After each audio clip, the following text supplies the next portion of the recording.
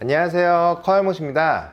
오늘은 많은 분들이 질문을 주셨던 모카포트 조건 잡는 방법에 대해서 이야기하려고 합니다. 오늘 내용은 모카포트 뿐만 아니라 응용을 한다면 반자동 머신 또는 전자동 머신에 적용될 수 있는 내용입니다. 우선 이번 시간에는 모카포트를 기준으로 이야기를 할게요. 준비물은 모카포트, 버너, 저울, 칠침봉, 에스프레소 분쇄가 가능한 그라인더, 그리고 원두. 또 하나 준비해야 될 게 이 종이컵 2개예요. 원래는 좀 편하게 추출을 하기 위해서 도직링이 좀 있었으면 좋겠는데 도직링이 없으신 분들이 많은 관계로 종이컵으로 도직링을 만드는 방법을 한번 좀 보여드리도록 하겠습니다.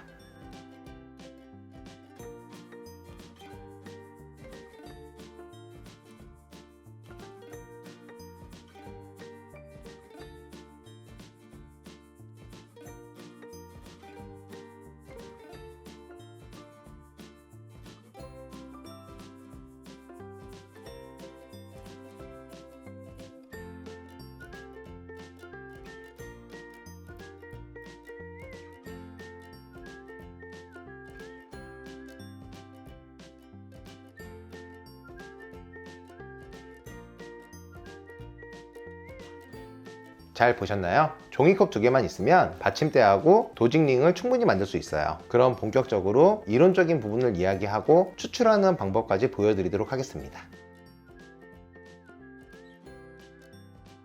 그림을 보시면 입자 크기, 원두량, 물량, 가스량 4가지 요인으로 추출이 이루어지게 됩니다. 추가로 화력과 물온도도 있는데요. 모카포트에서는 고정으로 두고 생각하시면 됩니다. 전 보통 추출 시 등산용 버너를 사용하는데 이유는 강한 화력으로 단시간에 추출을 했습니다. 하지만 오늘은 일반 사용자를 위해서 주변에서 쉽게 볼 수 있는 버너를 사용하고 물온도는 상온수를 사용합니다. 그리고 반자동 머신에서는 추출 압력과 추출 온도도 변수로 들어가게 됩니다. 압력은 머신에 따라 고정인 경우가 많고 추출 온도는 변경 가능합니다. 물론 모카포트에서는 물을 끓이는 방식이기 때문에 추출 온도 변경은 불가능합니다.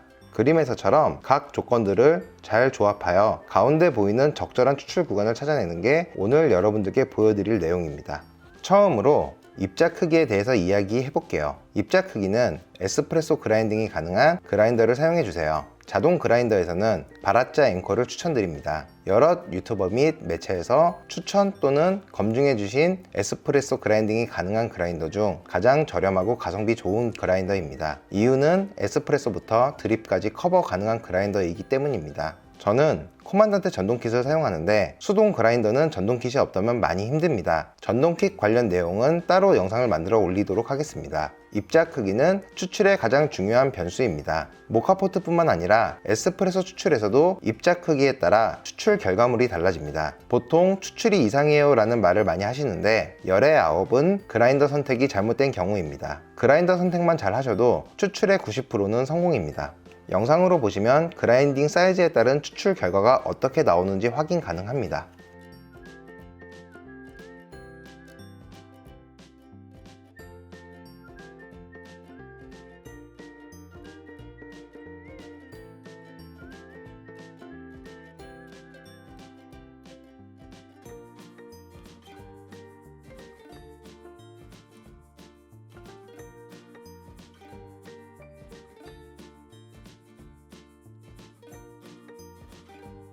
두 번째는 원두량입니다.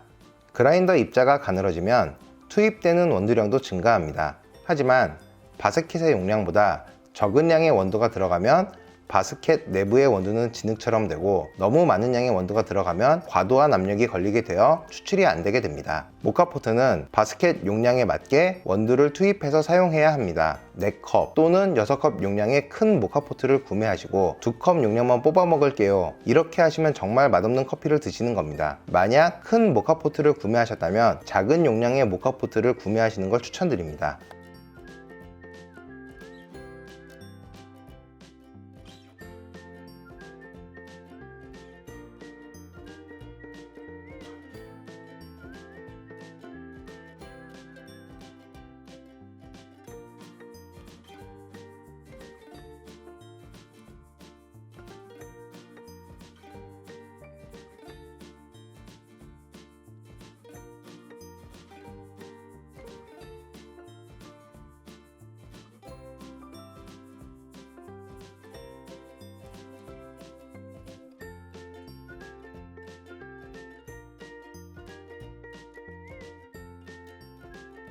다음은 물량입니다. 경험적으로 투입되는 물량은 원두량의 약 3배 정도의 물이 투입되고 추출되는 에스프레소의 양은 투입된 원두량을 1로 잡았을 때 1대1에서 1대15 정도 비율로 추출이 됩니다. 물량이 너무 적으면 추출 시 물을 충분히 밀어내지 못하게 되고 물량이 너무 많으면 과도한 추출이 되어서 원하는 농도의 에스프레소가 아닌 밍밍한 에스프레소를 추출하게 됩니다.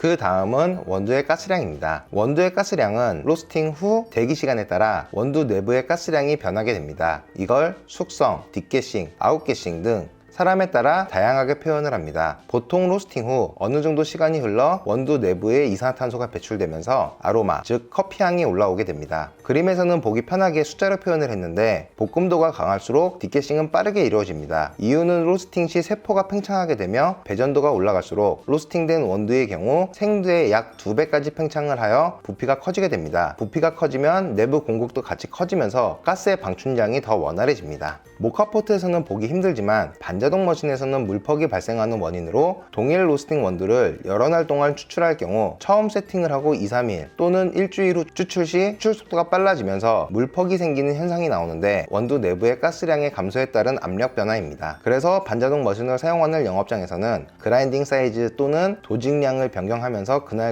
적당한 세팅으로 변경을 합니다. 마무리 정리를 하면 입자 크기, 원두량, 원두의 가스량은 추출 시 추출 압력을 결정하는 요인입니다. 그 부분을 파악하셔서 적정 추출 컨디션을 잡는다면 모카포트에서도 반자동 머신과 유사한 추출을 하실 수 있으실 겁니다.